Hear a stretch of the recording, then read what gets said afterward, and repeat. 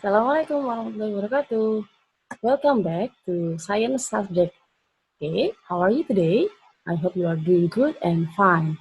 Today, we are going to continue our lessons about the respiratory systems atau sistem pernapasan, seperti yang sudah kalian pelajari di muatan IPA. Ini sama aja kok isinya kayak IPA, cuman dalam bahasa Inggris aja. Sebenarnya sama aja, sama persis. Oke, jadi harusnya kalian sudah paham banget nih. So, if you ready, are you ready? Yes, if you're ready, let's jump right in. Hai, Assalamualaikum warahmatullahi wabarakatuh. Welcome back to me, Miss Rani. Okay, now we are going to learn a new chapter of our science subject in Unit 2 to learn about respiratory system. So, stay tuned.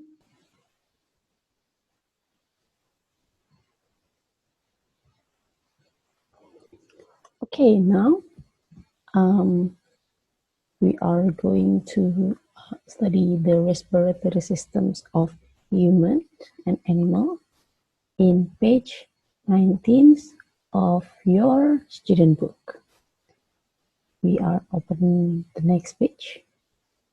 Okay, first, in part 2.1, why is air is important to us? Okay, now, jadi living things need air to survive, jelas ya. Jadi makhluk hidup itu pasti butuh udara untuk bertahan hidup. Udara itu mengandung beberapa jenis gas yang tersedia pada jumlah yang berbeda. Ada 78% gas di atmosfer, di udara di bumi kita, itu adalah nitrogen. Ya, bukan oksigen ya. Oksigennya hanya sekitar 21%. Kalau oksigen lebih dari 21%, bumi kita bisa kebakaran. Betulan. Kalau kurang dari itu, nah kita nggak bisa hidup dengan baik gitu. 1% adalah gas lain, other gases. Seperti apa? Kayak karbon dioksida, karbon monoksida, sulfur dioksida, dan lain sebagainya. Macam-macam. Nah, lalu, kalau kita bernafas, kita menghirup apa? Oksigen. Oxygen is the gas needed by living things to stay alive. Carbon dioxide is the gas produced by living things when they carry out their daily activities. Jadi, oksigen, karbon dioksida itu adalah gas yang dikeluarkan ketika oksigen sudah dihirup kan, kita mengeluarkan karbon dioksida karena itu nggak dibutuhkan sama badan kita, makanya dikeluarkan. Gitu. Nah, untuk apa sih oksigen ini? Oksigen ya buat kehidupan sel-sel kita. Kalau nggak ada oksigen, nggak bisa hidup. Nah, seperti yang udah kalian pelajari di IPA ya. Di IPA kan kamu udah belajar di IPA tema 2 kan sama ya, tentang alat pernapasan juga. Jadi, kita punya apa? Kita ada di sistem pernafasan kita, ada yang namanya nose atau hidung. Jadi, air enters our body through our nose. Jelas ya. Di dalam nose ada apa? Ada hairs. Ada rambut hidung. In the nostril. Nostril itu cuping hidung ya, yang kalian pegang dari luar. Nah, itu namanya nostrils. Fungsinya apa? Apa namanya? Rambut hidung ini. Fungsinya adalah untuk menyaring debu dan bakteri yang dari air yang kita dari udara yang kita hirup gitu. Jadi udara ini keluar juga lewat hidung kita. Jelas ya? Bisa nggak lewat mulut? Bisa. Kalian bisa bernafas lewat mulut nggak? Bisa. Oke.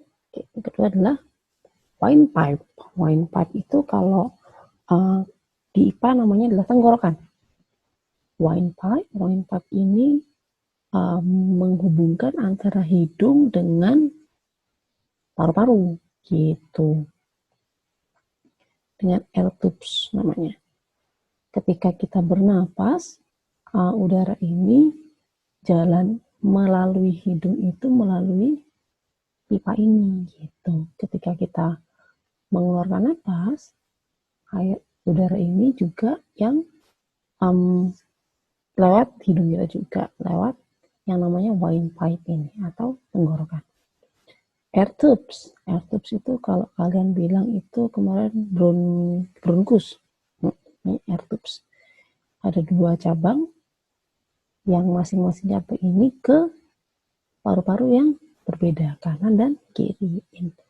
Each air tubes leads to one lung. Oke. Selanjutnya, halaman selanjutnya di situ ada yang namanya lungs.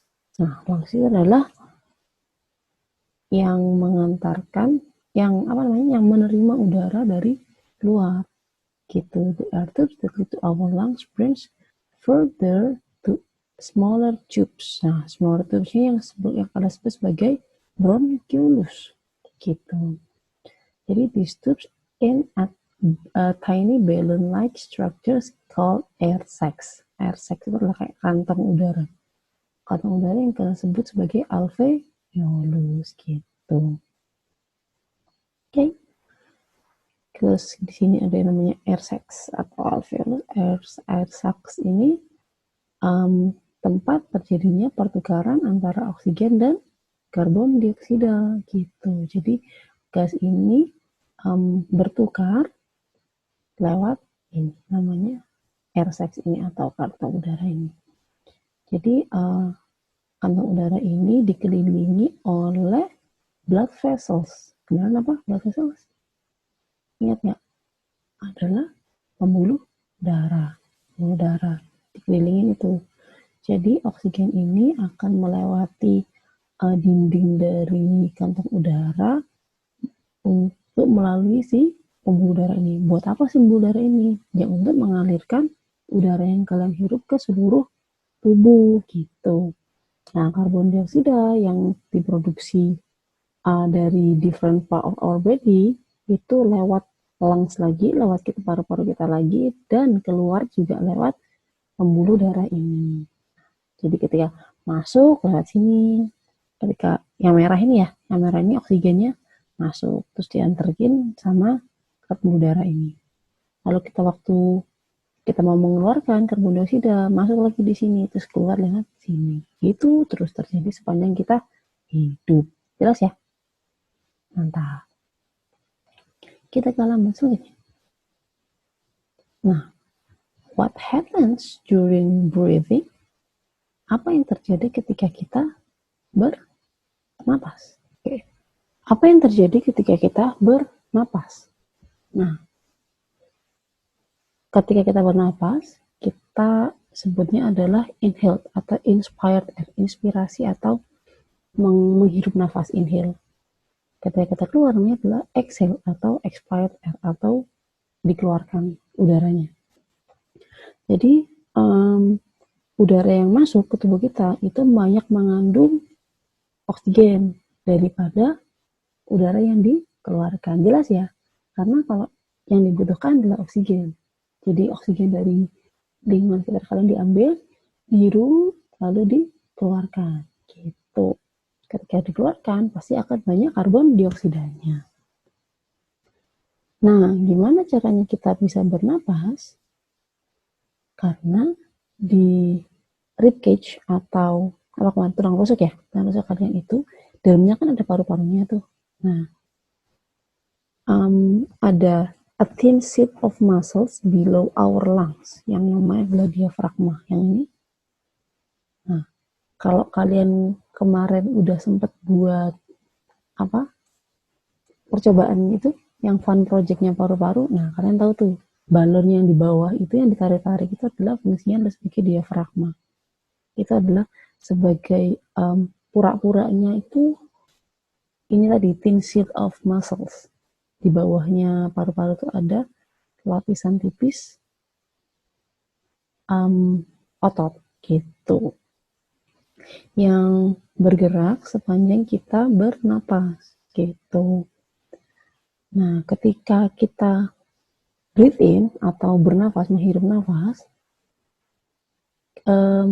paru-parunya itu akan mengembang, ya kan? Akan mengembang karena kan air masuk nih, udaranya masuk nih, masuk, terus air akan mengembang. Nah, ini akan turun ke bawah si muscles-nya ini. Muscle akan turun ke bawah. Jelas ya? Nah, makanya karena ini mengembang yang ke bawah, udaranya bisa masuk. Nah, gimana kalau udaranya dihembuskan?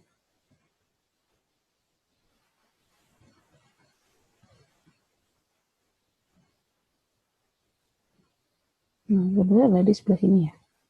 Nah, ketika udara dikeluarkan, ketika kita breathe out, udaranya kan keluar nih. Nah, yang menyebabkan udara keluar, jadi ribcage-nya nanti dia ke dalam, ini lungs-nya ini akan menyempit, akan kecil. Nah, ini akan masuk ke dalam, airnya akan ke luar, udaranya keluar. Jelas ya? Ini adalah yang kalian bikin tadi, ya kan? Kayak gini kan bentuknya, gitu. Oke, jelas ya? Oke, now are you clear? Sudah jelas dengan penjelasan yang Ibu Rani sampaikan? Kalau yang belum jelas, nanti bisa dibaca lagi student book sama activity booknya ya. Bisa oke. Nanti kalau ada yang mau ditanyakan, bisa langsung ditanyakan via Teams. The task that you have to do is already uploaded in the assignment in Unit 2 ya, Unit 2 Respiratory System. Jangan lupa dikerjakan. Kalian harus tetap sehat, tetap fun, tapi harus tetap disiplin dalam mengumpulkan tugas. Tolong jangan mengumpulkan tugasnya telat ya. Oke? Semoga kalian tetap selalu sehat, selalu semangat. Dadah. Wassalamualaikum warahmatullahi wabarakatuh. Sampai jumpa. Bye.